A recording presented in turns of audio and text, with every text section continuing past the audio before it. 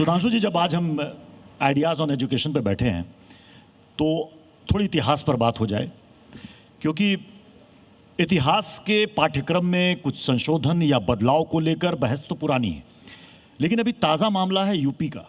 कक्षा 7 की किताब में अकबर को महान बताने को लेकर कुछ संगठन कह रहे हैं कि इस पर हमें घोर आपत्ति है, इसको तुरंत संशोधित करना चाहिए, तुरंत बदलाव करना चाहिए इसमें।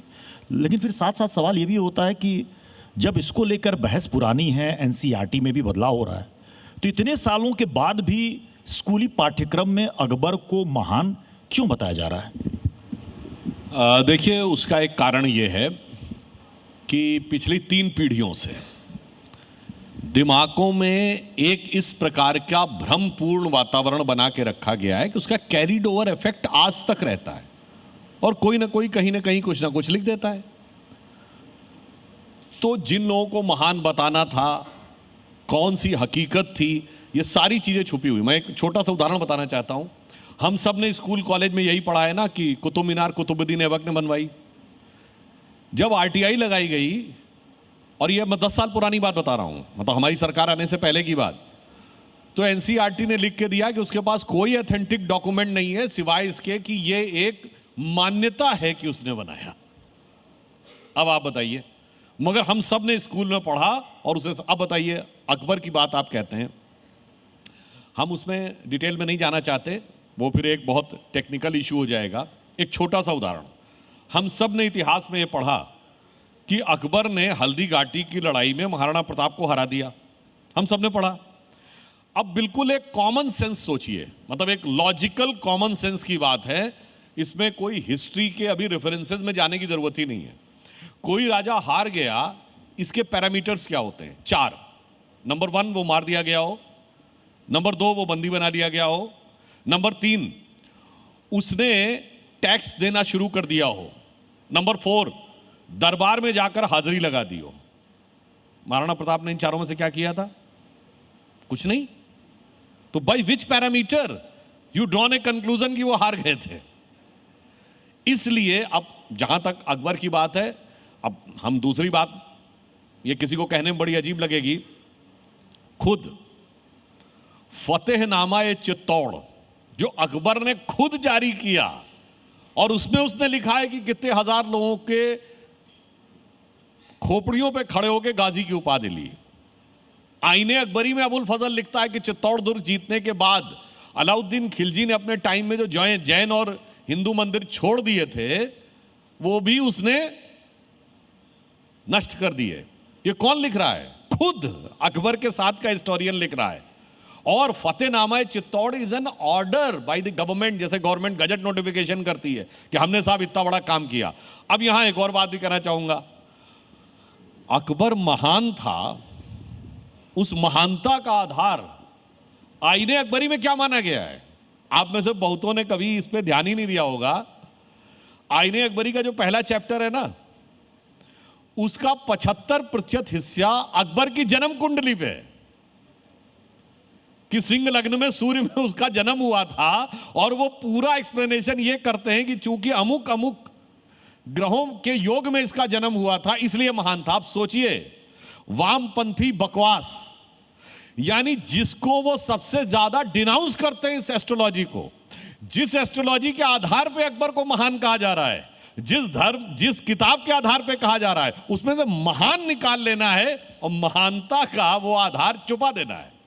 अब एक और बात समझिए, अबुल फजल ये भी लिखता है आईने अकबरी में कि बादशाह सलामत की मेरे ऊपर इतनी रहमत है कि हर दिन 20 किलो गोश्त देते हैं मुझे खाने को। अब बताइए साहब, आईने अकबरी में यह भी लिखा है, और इस बात का एमजे अकबर साहब ने अपनी किताब में उल्लेख भी किया है कि अकबर जब होने वाला था तो उस समय जो ज्योतिषी थे उसने कहा अभी मुहूर्त नहीं ठीक है बच्चे के होने का, और लेबर पेन शुरू हो गया था, तो क्या करें अब रुकवाने के लिए? तो एक बड़ी कोई खतरनाक सी महिला आती है, चुड़ैल का वो बना के और धुआं हुआ करते हुए बहुत तेजी से अकबर की मां के पास यूं जाती है। उन्हें इतना डर लगता है कि वो पेन रुक जाता है।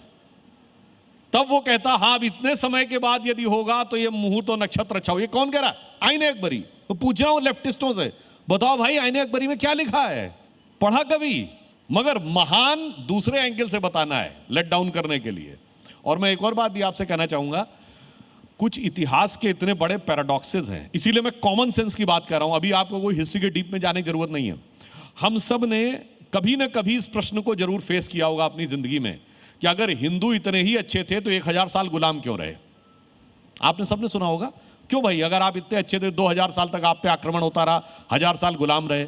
ठीक है साहब, हमने मान लिया 2000 साल हमने आक्रमण झेला, 1000 साल गुलाम रहे।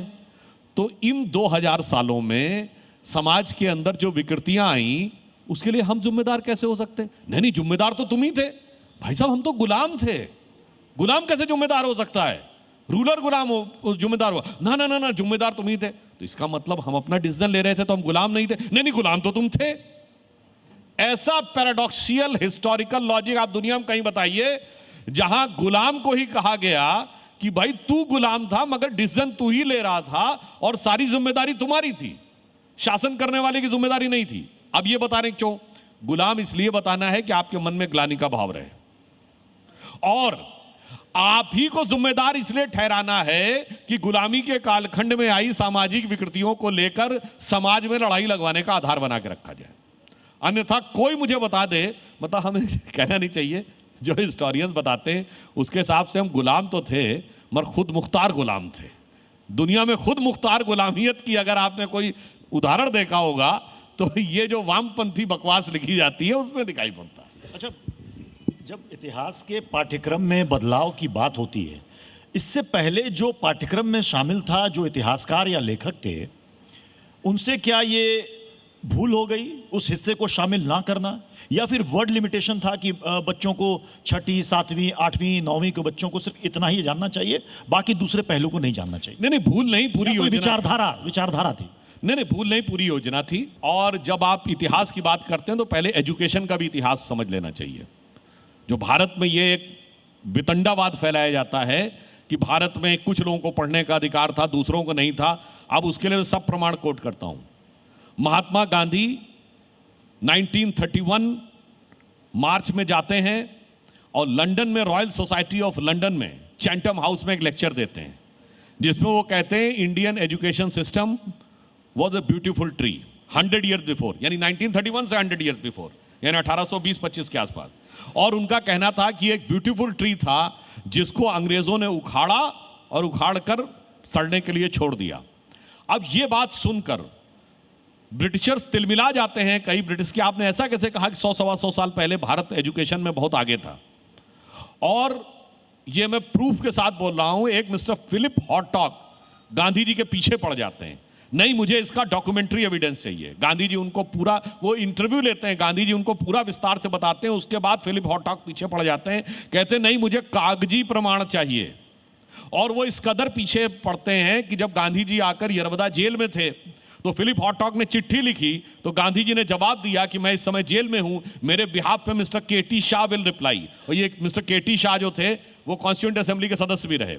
फिर केटी शाह ने विलियम एडम्स की रिपोर्ट बंगाल प्रेसिडेंसी और टॉमस मुनरो की रिपोर्ट मद्रास प्रेसिडेंसी, FW विटनर की रिपोर्ट पंजाब प्रोविंस की, पूरी रिपोर्ट जो ब्रिटिश पार्लियामेंट में भी सबमिटेड थी, जो ब्रिटिश आर्काइव्स में थी, वो सारी रिपोर्ट का रेफरेंस दिया जिसमें यह है कि विलियम एडम्स की रिपोर्ट कहती है कि बंगाल प्रेसिडेंसी में 1 लाख गांव हैं और 1 लाख स्कूल हैं। इंपॉर्टेंट बात है कि गुरुकुल को स्कूल नहीं माना है। और उसके बाद वो कह रहा है कि 19,000 के लगभग कॉलेजेस हैं। सिर्फ छात्रों की जातिवार संख्या नहीं है, टीचरों की भी जातिवार संख्या है। मतलब विलियम एडम्स की रिपोर्ट में लिखा है कि सबसे ज्यादा जो टीचर्स हैं, मैं स्टूडेंट्स की तो बात ही अलग कर रहा हूं, वो 2-3 जातियों सबसे ज्यादा हैं, ब्राह्मण, कायस्थ और सदगोप। बट ये 35 से 40% है। बाकी दूसरी जातियों को, और उनमें उन जातियों के टीचरों का नंबर लिखा है। देखिए ये कोई सर्वे नहीं था कि 10,000 लोगों का सर्वे लेके आपने कर दिया। गवर्नर ने ऑर्डर किया था कि एक एक डिस्ट्रिक्ट मजिस्ट्रेट जाकर एक एक गांव में वेरीफाई करे कि कितने स्कूल हैं। तो उन जातियों के टीचर जिनका नाम लेना आज SC/ST एक्ट के हिसाब से अनुचित है, कोई जाके पढ़ ले, उन जातियों के टीचर्स की संख्या लिखी है कि इस जाति के 18 टीचर, इस जाति के 12 टीचर, इस जाति के इतने टीचर। टॉमस मुनरो की रिपोर्ट में, एक मैंने खुद देखी है, 3 अप्रैल 1823 की चेंगलपुट की रिपोर्ट, उसमें वो कलेक्टर लिख के भेजता है कि हमारे तालुके में 569 विलेजेस हैं और 569 स्कूल्स हैं।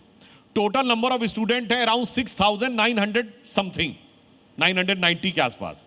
और उसमें जिनको आप so called non general caste कहते हैं, यानी ब्राह्मण, क्षत्रिय और वैश्य से हटा दीजिए, they are 4,900 something. Out of 6,900, 4,900 are those. मगर अब आपको बताता हूं, अगर रेट ऑफ लिटरेसी हमारी उस समय 85%, 90% है और हर गांव में एक स्कूल है, तो आप कहेंगे फिर हम इलिटरेट कैसे हो गए? अब यहां बताता हूं जो आपने सवाल पूछा, उस षड्यंत्र को समझिए। आप कल्पना करिए, अभी अफगानिस्तान में जब तालिबान का शासन आया तो उसने सारी डिग्रीज को डी रिकॉग्नाइज कर दिया। आप कल्पना करिए कट्टरपंथी शासन आ जाए भारत में और वो कहे आज से अंग्रेजी, हिंदी या कोई भारतीय भाषा में पढ़ाई लिखाई का कोई मतलब नहीं है, लिटरेसी का बेंचमार्क वो नहीं माना जाएगा, लिटरेसी का बेंचमार्क माना जाएगा अरबी फारसी पढ़ा होना। तो सडनली हमारी रेट ऑफ लिटरेसी 0 पे आ जाएगी। अब आप कहेंगे ठीक है साहब, आपकी सरकार आ गई है, अब हम पढ़ाना शुरू करेंगे अपने school. No no no no no, all schools derecognised. अब हम जो मदरसे खोलेंगे उसी में एडमिशन लेके उसमें से जब आप अरबी फारसी का सर्टिफिकेट लेके आएंगे तो आप पढ़े माने जाएंगे। Same thing happened in 1835। Same thing happened in 1835। Bharat के जो स्कूल थे उनमें 2 ही लैंग्वेज पढ़ाई जाती थी, एक लोकल भारतीय भाषा और एक संस्कृत। जब मैकॉले अपनी नई पॉलिसी लाया, उसने कहा इन दोनों भाषाओं में पढ़ाई लिखाई का मतलब नहीं, अंग्रेजी पढ़े लिखे का पढ़ा लिखा, and all schools derecognise. अब जो गवर्नमेंट स्कूल्स खोलेगी उसी में आपको एडमिशन लेके तब सर्टिफिकेट लेना पड़ेगा, then you will be considered as literate. चलिए, बहुत बहुत शुक्रिया सुधांशु जी हमारे साथ जुड़ने के लिए और तमाम सवालों का जवाब देने के लिए, और खास तौर पर अभी जो प्रासंगिक सवाल उठाए जा रहे हैं उन सवालों का भी जवाब देने के लिए बहुत बहुत धन्यवाद। वैसे आपने इतिहास पे एक लाइन और कह दूं, आज दुनिया में बहुत लड़ाई हो रही है सब तरफ। अमेरिका ईरान की लड़ाई है, इजराइल लेबनान की लड़ाई है, रशिया यूक्रेन की लड़ाई है, ईरान चाइना और ताइवान का कॉन्फ्लिक्ट है, पाकिस्तान अफगानिस्तान लड़ रहे हैं, कंबोडिया थाईलैंड तक लड़ चुके हैं। मगर उस लड़ाई में हजारों सालों के इतिहास में सदैव इतिहास में जो नई रोशनी दी है वो भारत ने दी है। तो अटल जी की इस कविता के साथ समाप्त करता हूं कि दुनिया का इतिहास पूछता रोम कहाँ यूनान कहाँ है। आपने इतिहास पे ही कहा था ना, दुनिया का इतिहास पूछता रोम कहाँ यूनान कहाँ है, घर घर में शुभ अग्नि जगाता वो उन्नत ईरान कहाँ है, दीप बुझे पश्चिमी जगत के छाया जब बर्बर अंधियारा, तभी चीर कर तम की छाती चमका हिंदुस्तान हमारा। क्या बात।